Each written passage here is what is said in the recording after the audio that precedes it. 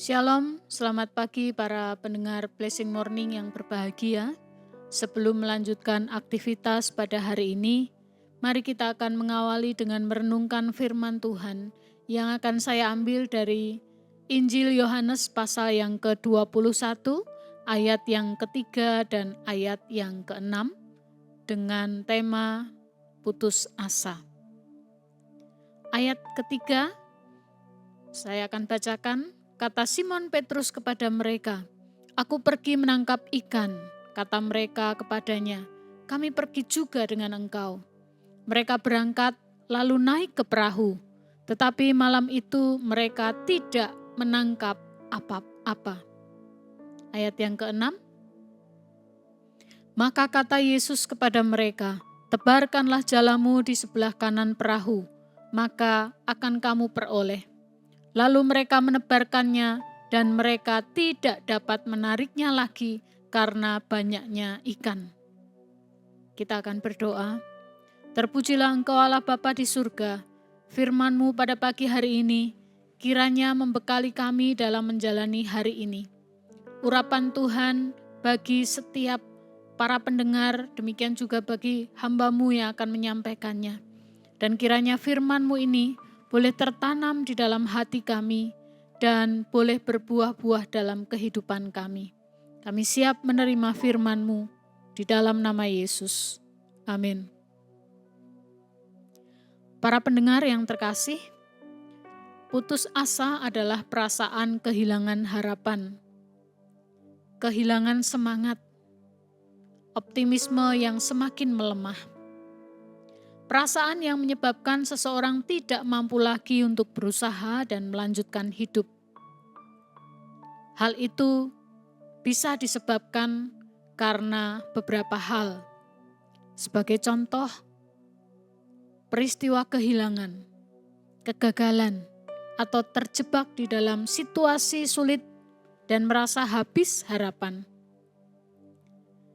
Gejalanya dapat nampak dari hilangnya energi, motivasi, mudah tersinggung tanpa alasan yang jelas, mudah marah, merasa tidak bahagia, tidak berdaya, dan merasa kehilangan tujuan hidup. Para pendengar yang dikasihi Tuhan, perikop yang kita baca pada pagi hari ini menunjukkan tentang sebuah situasi di mana para murid sedang kehilangan semangat. Optimismenya hilang, harapannya memudar. Kematian Yesus menjadikan mereka seperti anak ayam yang kehilangan induknya, tercerai-berai dan tidak punya arah. Di dalam situasi tersebut, rupanya Petrus mampu menyatukan mereka. Setidaknya di pantai, di tepi Danau Galilea, ada 7 orang yang bersama Petrus hari itu. Pernyataan Petrus, "Aku pergi menangkap ikan," adalah pernyataan Petrus yang diikuti oleh para murid yang lain. Keputusan yang diambil di tengah-tengah masa transisi, yaitu di masa kebangkitan Yesus dan hari Pentakosta. Memang belum jelas apa yang akan Yesus perintahkan kepada mereka. Mereka masih menunggu. Belum ada penjelasan selanjutnya dari Yesus, apa yang harus mereka lakukan. Mereka tidak tahu akan mengerjakan apa. Mereka belum bisa berbuat apa-apa. Mereka seolah terjebak di dalam sebuah situasi yang sulit. Dan para murid sedang kehilangan arah, tidak paham lagi akan tujuan mereka. Para pendengar yang dikasihi Tuhan, sebenarnya tidak ada salahnya Petrus mengambil keputusan untuk kembali bekerja dan melaut mencari ikan. Karena didorong oleh kebutuhan sehari-hari yang harus dicukupi. Bekerja adalah sebuah tanggung jawab bagi umat Tuhan. Keputusan untuk melaut itu disetujui dan diikuti oleh 6 murid yang lain. Di tengah keputusasaan dan ketidakpastian yang mereka rasakan, mereka bekerja bersama. Hal ini rupanya menjadi sebuah cara untuk saling menguatkan dalam kondisi keputusasaan. Mereka bersama-sama bekerja. Para kekasih Tuhan, umat Tuhan diajar untuk senantiasa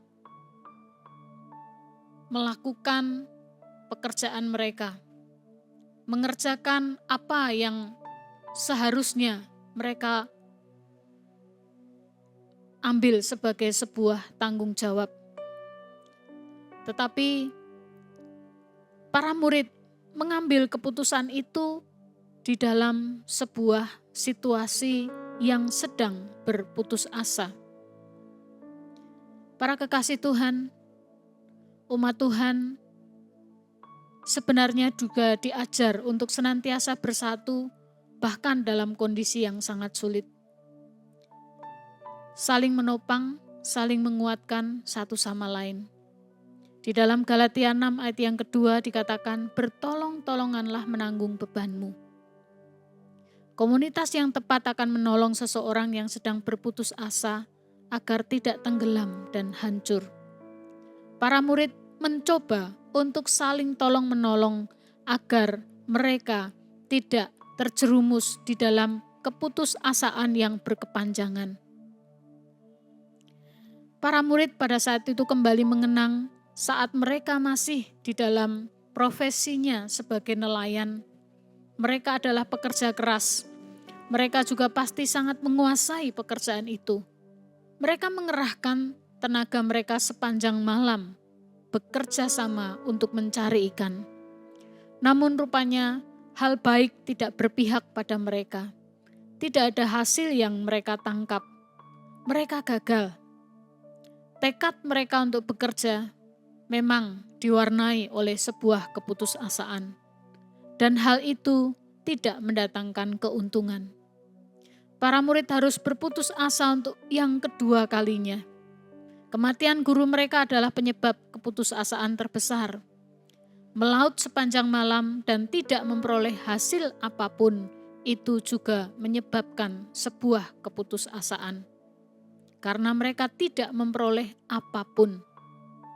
Hal ini nampak dari jawaban mereka ketika Yesus menjumpai mereka dan bertanya tentang adakah mereka memiliki lauk pauk. Hal ini terdapat di ayat yang kelima. Lauk pauk tentunya yang dimaksud adalah apakah mereka berhasil menangkap ikan. Lauk pauk untuk sarapan 7 orang dan ditambah Yesus sebenarnya tidak membutuhkan ikan yang banyak. Hanya untuk sarapan 8 orang pun para murid tidak sanggup menyediakan. Itulah hasil dari bekerja di dalam keputusasaan, bekerja dengan kekuatan sendiri, bekerja tanpa punya pengharapan. Situasi tersebut mengingatkan kembali kepada peristiwa pemanggilan para murid untuk menjadi penjala manusia. Kala itu mereka juga sedang menangkap ikan dan tidak memperoleh apapun. Mereka juga sedang dalam kondisi putus asa. Tentunya karena tidak ada hasil di dalam bekerja. Para pendengar yang dikasihi Tuhan, di tengah keputusasaan dan kegagalan, mereka berusaha bekerja. Dan Yesus hadir di situ untuk memberikan pertolongan. Yesus pada akhirnya yang memegang kendali. Firman yang disampaikan adalah sebuah perintah agar Petrus dan kawan-kawannya menebarkan jala mereka di sebelah perahu. Tentunya mereka bukan sedang di tengah danau yang dalam. Mereka sudah di tepi danau. Mereka taat karena mereka pernah memiliki pengalaman yang sama. Mereka menebarkan jalannya dengan penuh harapan dan pada akhirnya mereka tidak dapat mengangkat karena jala mereka penuh dengan ikan. Di dalam keputusasaan mereka berupaya dan tidak mendapat apapun. Namun kehadiran Yesus mengubah kondisi tersebut. Mereka tidak mampu menanggung banyaknya berkat sehingga mereka tetap membutuhkan murid-murid yang lain untuk membantu mereka. Para pendengar yang dikasihi Tuhan, hari-hari ini apakah yang menyebabkan putus asa hadir dalam hidup para pendengar? Apakah masalah sakit penyakit, masalah keuangan, masalah pekerjaan, masalah rumah tangga, atau apapun. Mungkin masalah tersebut telah melumpuhkan semangat para pendengar. Sudah berusaha semaksimal mungkin tapi tidak ada hasil. Pertanyaan saya adalah, apakah para pendengar sudah melibatkan Tuhan? Apakah suara firman-Nya sudah menjadi penuntun? Atau apakah saudara bekerja dengan kekuatan sendiri? Kekuatan manusia sangat terbatas, maka hadirkan Tuhan di dalam hidup ini. Tuhan Yesus hadir di tengah para murid yang sedang berputus asa. Ia menunjukkan bahwa ia sangat peduli kepada para murid.